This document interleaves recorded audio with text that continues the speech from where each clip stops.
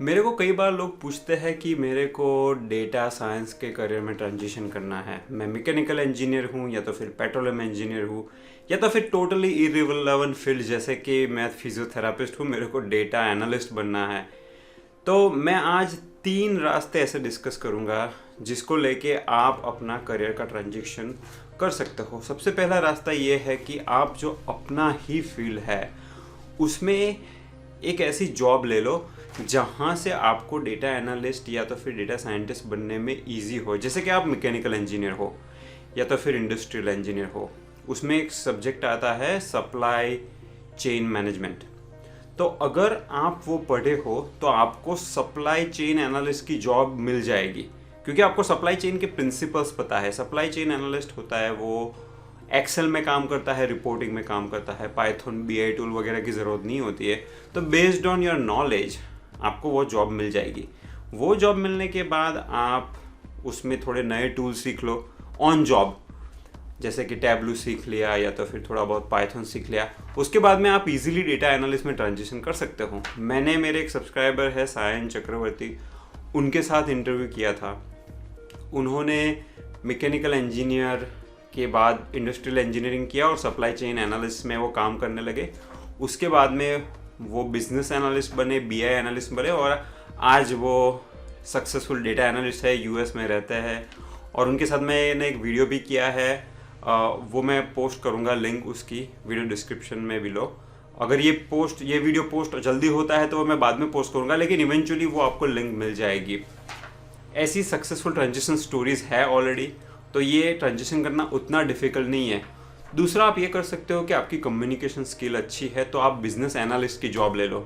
Business analyst होने से आपको बिजनेस डोमेन का नॉलेज मिलता है, आपको टेक्निकल स्किल्स की ज़रूरत नहीं है। कम्युनिकेशन अच्छा होना चाहिए, प्रेजेंटेशन अच्छा होना चाहिए। एक बार बिजनेस एनालिस्ट बन गए तो उसके बाद में आप थोड़े बहुत टेक्निकल टूल्स सीख के आप डेटा एनालिस्ट या तो फिर डेटा साइंटिस्ट बन सकते हो। मैंने अपूर्वा का इंटरव्यू लिया था, वो अमेज़ोन में डेटा साइंटिस्ट है। उन्होंने as a business analyst join किया था अमेज़ोन में, उसके बाद में वो अमेज़ोन में डेटा साइंटिस्ट बन गई। तो एक ही कंपनी में बाद में मूव करना उतना हार्ड नहीं होता है। बेसिकली कंपनी में काम कर रहे हो, कंपनी का आपको बिजनेस पता है, डोमेन नॉलेज है, आपको एडिशनल टेक्निकल स्किल्स सीखनी होती है। इंटर कंपनी में भी इंटरव्यूज होते हैं, लेकिन एक बार स्किल सीखने के बाद वो इतना हार्ड नहीं होता ट्रांजिशन करने में। तो इसलिए आप अपने फील्ड में रहिए और ऐसी जॉब ढूंढिए जिससे आपको डेटा एनालिस्ट या डेटा साइंटिस्ट में ट्रांजिशन करने में हेल्प हो।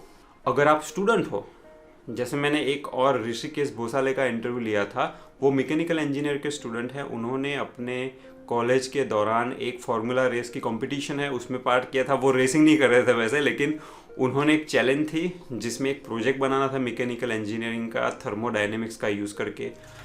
उन्होंने वो बनाया, उसमें डेटा साइंस की ज़रूरत थी तो उन्होंने एक्सप्लोर किया। बाद में गूगल सर्च किया तो उनको सारे सब टैबलू ये सब डेटा एनालिस्ट के टूल मिलने लगे, तो उन्होंने थोड़े थोड़े अपने आप से ही सीख लिए और वो अभी डेटा एनालिस्ट बन गए हैं किसी कंपनी में। तो वो मैकेनिकल इंजीनियर थे, उन्होंने कोई डिग्री नहीं की डेटा साइंस की, फिर भी वो बन गए। तो आप जो डोमेन है आपका, उसमें अगर ऐसा प्रोजेक्ट है जिसमें डेटा एनालिसिस या तो फिर मॉडलिंग, मैथमेटिक्स, स्टेटिस्टिक्स का एंगल हो, आप ऐसा प्रोजेक्ट चूज़ करो कॉलेज में, तो आपको है ना डेटा एनालिस्ट या डेटा साइंटिस्ट बनने में इजी होगा। मैंने एक पेट्रोलियम इंजीनियर का इंटरव्यू लिया था, उनका नाम है प्रद्युम्न। मैं सारे इंटरव्यू के लिंक नीचे रखने वाला हूँ। ये सारी रियल स्टोरीज हैं दोस्तों, मैं जो आपको बता रहा हूँ ना, ये सारे रियल स्टोरी एग्जाम्पल हो चुके हैं। तो प्रद्युम्न ने भी अपने कॉलेज के दौरान एक मशीन लर्निंग प्रोजेक्ट किया पेट्रोलियम इंजीनियरिंग डोमेन में ही, और उसके बाद में हैलिबर्टन जो पेट्रोलियम इंजीनियरिंग की कंपनी है उसमें उनको directly as a data scientist job मिल गई।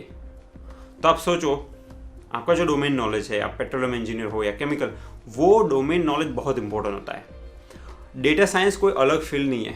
डेटा साइंस एक डिसिप्लिन है जो डिफरेंट फील्ड में सभी जगह पे यूज़ होती है। जैसे मैथमेटिक्स का सभी जगह पे यूज़ होता है, वैसे डेटा एनालिसिस का सब डोमेन में यूज़ होता है। तो आप ऐसा मत बोलो मैं ये डोमेन छोड़ के दूसरे डोमेन में जा रहा हूँ। आप अपने डोमेन में ही हो, लेकिन आप कुछ टूल्स, कुछ स्किल्स यूज़ करके आइदर डेटा एनालिस्ट या तो फिर डेटा साइंटिस्ट का करियर परस्यू कर रहे हो। तो ये मैंने पहला रास्ता बताया। दूसरा रास्ता है फ्रीलांसिंग और कंपटीशन में पार्टिसिपेट करना।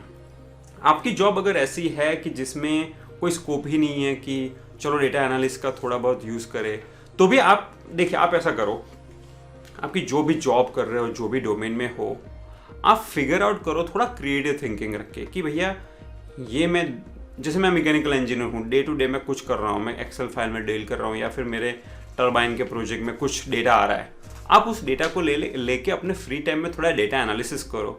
ऐसा है तो टैब्लू में विजुअलाइजेशन डैशबोर्ड बना दो यार, कुछ नहीं है तो, बहुत ईजी होता है। मैंने पावर बीआई और टैब्लू के प्रोजेक्ट किए हैं, आप वो प्रोजेक्ट की लिंक नीचे में रखी है, आप देख लो, बहुत ईजी होता है। तो आप वो सब कर लो और अपने ही फील्ड में data science, data analysis apply करने का ट्राई करो।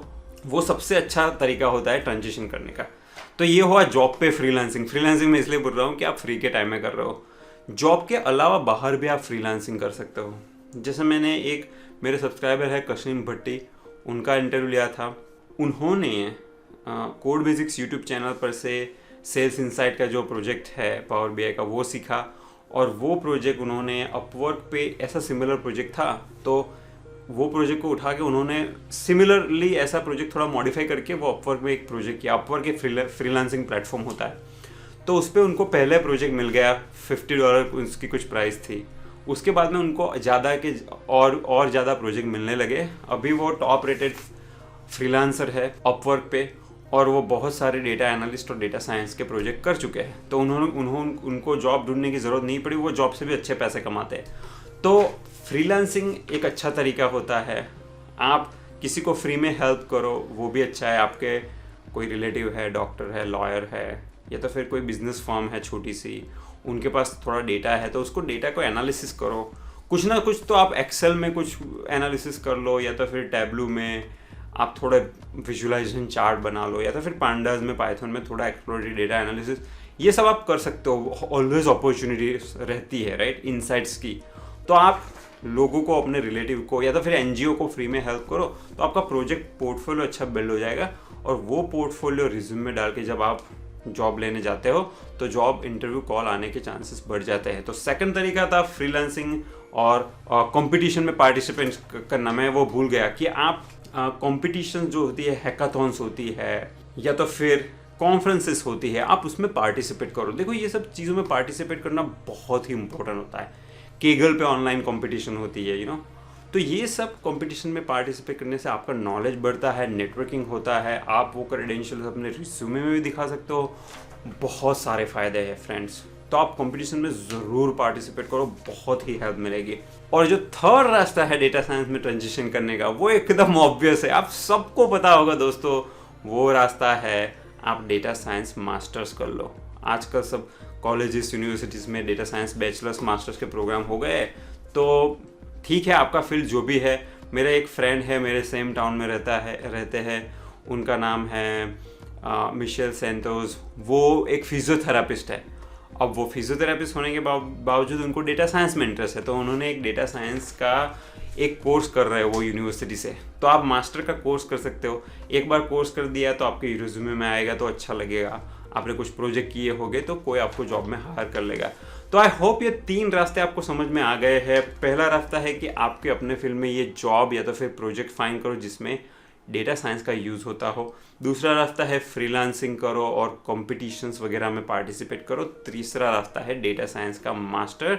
आपको कोई भी क्वेश्चन है तो वीडियो में नीचे जो कमेंट बॉक्स है ना, उसमें आप फटाक से कमेंट पोस्ट कर दीजिए। Thank you very much.